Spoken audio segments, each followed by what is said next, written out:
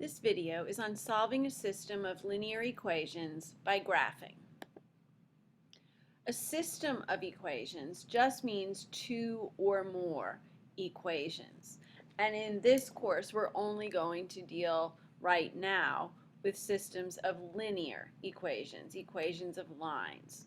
Solving a system of equations means finding a solution that they have in common. So there are two basic methods to solve a system. You can do it approximately using a graph or exactly using algebra. We're going to start by estimating a solution using a graph. Do you remember how to graph a line? Let's take the linear equation y equals 2/3 x minus 3. Which of those is the slope? Do you remember? I hope you said the number in front of the x, in this case 2/3. What about the y-intercept? I hope you didn't forget the negative. The y-intercept is -3. And so a lot of students get rusty with graphing a line. You want to be careful. Identify the slope, which is the m, and the y-intercept, which is the b. Where does that m and b come from? Remember, the slope-intercept form of a line, y equals mx plus b. Now you saw that it can be minus, like here, and that just means your y-intercept is negative. To graph this line, you're going to start at the y-intercept. Remember, that's where the graph crosses the y-axis. So there will be a point drawn at -3 on the y-axis. 1, 2, 3. This is -3. And now we use our slope to count rise over run from that point that you just drew. So +2 on top means go up 2. Don't draw anything, but stay there. And then use the bottom number of the fraction to move. In this case, it's +3, so we're going to move right 3. 1, 2, 3. And you can do that a couple of times, starting now from the point you are right now, up 2 and over 1, 2, 3. Doing this a few times gives you a better idea of what your line looks like, and then you just have to draw it in. Let's see if I can get it straight using the computer. Pretty good. Okay, so when you do that, you want to make sure that you cover the whole graph with your line, that you don't stop just because you haven't drawn any more points. Now I want you to try this next one, and I want you to graph it on the same graph that you just graphed this one. You should have a sticky note graph to be able to graph these accurately. So pause the video and try that now. So how did you do? I hope that you identified your slope and your y-intercept, your m and your b, started at the y-intercept, and then used your slope to graph down 1, right 4, and then again down 1, right 4. So now you should have two lines on your graph that appear to intersect at the same place mine does here on the screen. I want you to look. Every point on a line is a solution to the equation of that line. So if you look back at your equations, if I pick a point, any point on my black line, for instance, if I plugged in the x and the y for that point, this equation would work out. The left side would be equal to the right side. And that is true for every single point on a line. So do these two graphs that you made, do they intersect? Sure. We can all see that they intersect. They intersect at a point that appears to be right here. Now it's sort of in the middle of things. It's not exactly on a line, right? It's not on a horizontal or a vertical. The next question is, what's the approximate point of intersection? So what it's looking for is an ordered pair, and we're going to have to estimate because this is a graph and we don't know exactly what it'll be, but when you give an ordered pair, remember it's alphabetical order, so X first, 1, 2, 3, 4, 5, maybe 5.5, and for Y, how far up did we go? We didn't go up much at all. We didn't even go up one whole. So if I have to estimate, I might just say 1/2 here. And it's okay. You're just giving estimates. Rarely would I use a quarter or something, 1/4.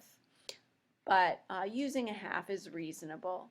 The point that is estimated here is the solution to the system of equations. That's what a solution is. It is the point of intersection. It is also the point that is a solution to both equations. So it works if you plug in the 5.5 for the x and the 1/2 for y. It'll work in both of those equations if we've estimated well. So my next question is, why is this just an estimate?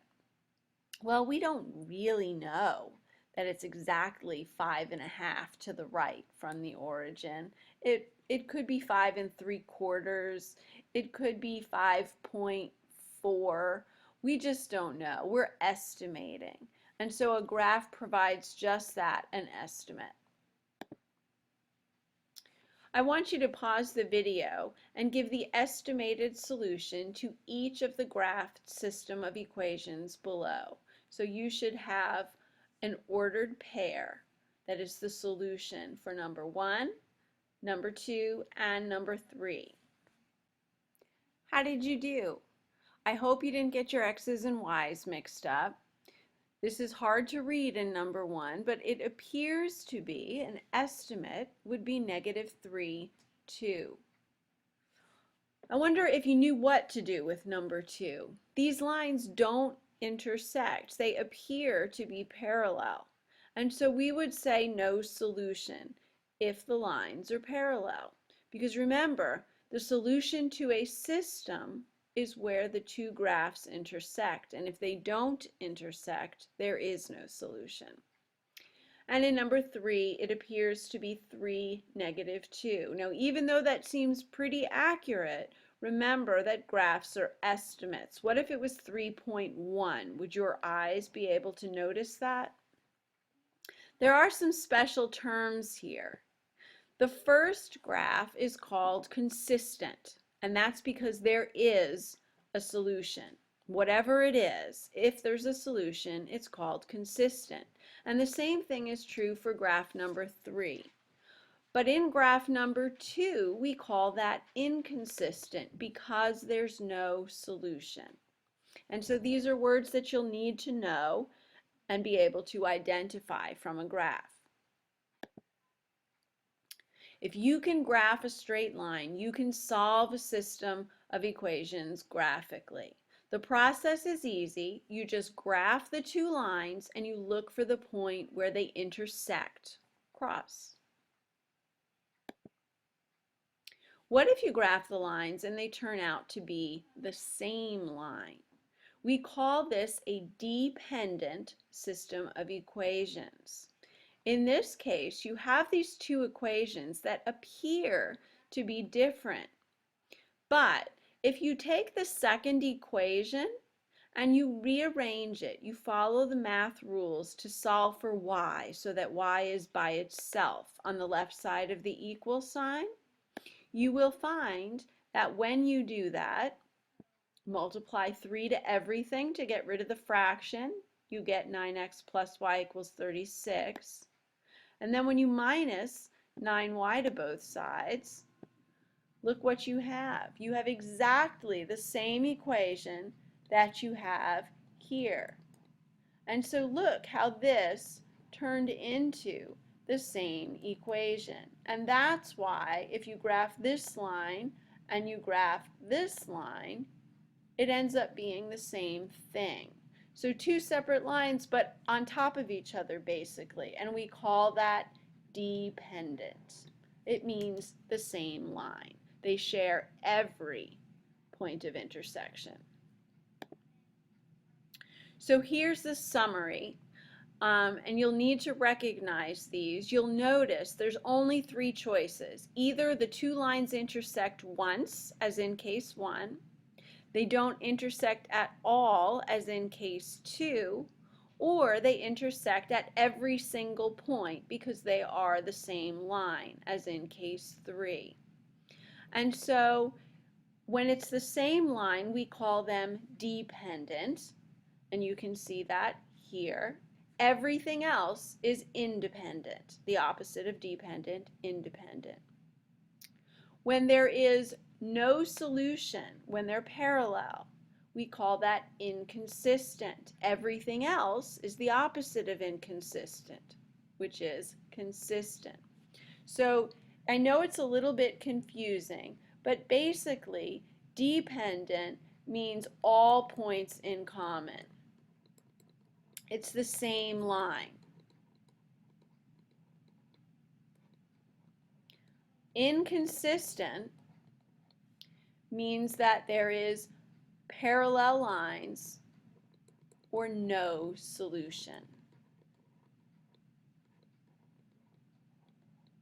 And so if it's not these, then you use the opposite word. If it's not inconsistent, it's consistent. If it's not dependent, it's independent. Remember, each one only happens once.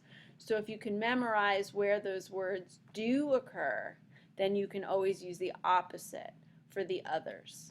We'll practice this in class, but you're going to have to sharpen those graphing skills to be able to solve a system graphically.